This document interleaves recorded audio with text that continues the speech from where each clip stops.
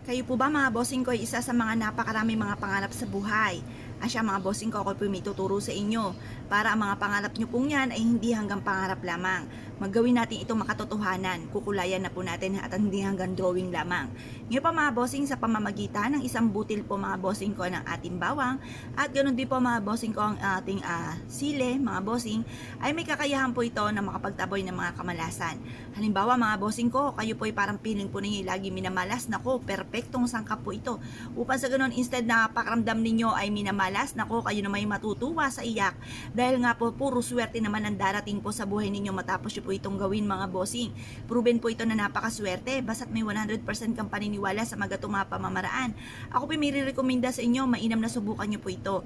Kumuha lang po kayo mga bossing ko ng bawang at ganoon din po mga bossing ko ang ating sili. Ngayon po mga bossing, humarap kayo sa may silangan. Gawin nyo po ito ng 6:30 or kaya po 7:00. Mag-wish po